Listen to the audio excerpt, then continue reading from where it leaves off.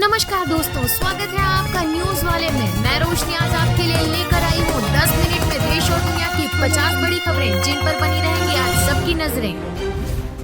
मांगलिक स्वर लहरियों के बीच खुले बद्रीनाथ धाम के कपाट। श्रद्धालु अब 6 माह यही भगवान बद्री विशाल के दर्शन और पूजा करेंगे। हजारों श्रद्धालु इस पावन पल के साक्षी बने। कपाट खुलते ही धाम में आस्था का सैलाब उमड़ पड़ा। वहीं सीएम धामी ने भी तीर्थयात्रियों को धाम के कपाट खोलने की शुभकामनाएं दी। कीमतों को बढ़ने से रोकने के लिए सरकार ने कसी कमर। बफर स्टॉक के लिए 5 लाख टन प्याज खरीदना शुरू। इसका इस्तेमाल कीमतें बढ़ने की स्थिति में उन्हें काबू करने के लिए किया जा सकता है। इसी को लेकर सरकार ने किसानों से प्याज खरीदना शुरू कर दिया है। अरविंद केजरीवाल ने प्रधानमंत्री नरेंद्र मोदी पर निशाना साधा। उन्होंने कहा, मोदी अगले साल 17 सितंबर को 75 साल के हो जाएंगे। क्या भाजपा उन्हें लाल कृष्ण आडवाणी की तरह रिटायर करेगी? अगर भाजपा ये चुनाव जीतती है तो मोदी अमित शाह को प्रधानमंत्री बनाएंगे। सरकार बनने के 2 महीने में उत्तर प्रदेश के सीएम योगी जी को पद से हटाया जाएगा। केजरीवाल ने कहा कि केंद्र में भाजपा की नहीं इंडिया गठबंधन की सरकार बन रही है।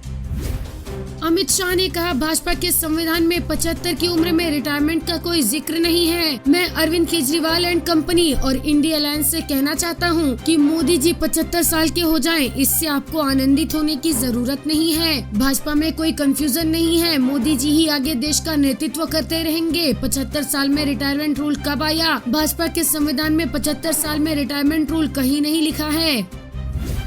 पीएम मोदी ने राहुल गांधी पर हमला बोलते हुए कहा कि कांग्रेस को अपने शहजादे की उम्र से कम सीटें मिलेंगी। वैसे गठबंधन ने तो हार पहले से ही स्वीकार कर ली है। कांग्रेस की मानसिकता 18वीं सदी की है। हाल ही में राष्ट्रपति ने राम मंदिर में पूजा अर्चना की और अब कांग्रेस नेता मंदिर की सफाई की बात कर रहे हैं। उन्होंने राष्ट्रपति का अपमान किया है। हम आदिवासियों को पूछते हैं, लेकिन झारखंड मुक्ति मोर्चा और कांग्रेस उनके प्रति दिखाए गए सम्मान को पचा नहीं पा रही है। इंडिया गठबंधन की योजना देश की संपत्ति मुसलमानों को सौंपने और अन्य पिछड़ा वर्ग, अनुसूचित जाति, अनुसूचित जनजाति का आरक्षण गठबंधन के वोट बैंक को सौंपने की है।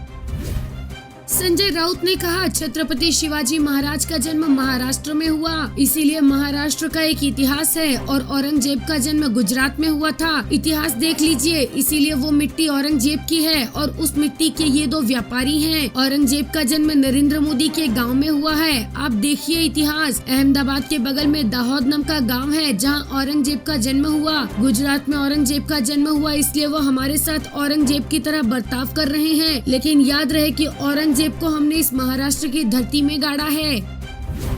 शिवराज सिंह चौहान ने कहा कि ये चुनाव भारतीय जनता पार्टी देश भर में जीत रही है। मोदी जी के नेतृत्व में लोगों का विश्वास है, उनके प्रति श्रद्धा और भक्ति है और इसलिए पूरे देश में अकेली बीजेपी 370 से ज्यादा सीटें और 400 से ज्यादा सीटें एनडीए प्राप्त करेगा। कांग्रेस पर निशाना साधते हुए कहा, अब ये कहते हैं कि इनके नेता, इनके सलाहकार की कोई चीन जैसा लगता है, कोई नेपाल जैसा लगता है, कोई कहीं जैसा लगता है। हम सब भारत माँ के लाल हैं, भेदभाव का कहाँ सवाल है। एक ही चेतना सब में है और हम सब एक हैं। अलग भाषा, अलग वेश, फिर भी अपना एक देश। इनका भारत की जड़ों से, विचार से, जनता से, माटी से कोई लेना देना ही नहीं है। यह तो विदेशी विचारों से प्रभावित होकर काम करते हैं। इनकी सही जगह भारत में नहीं इटली में है।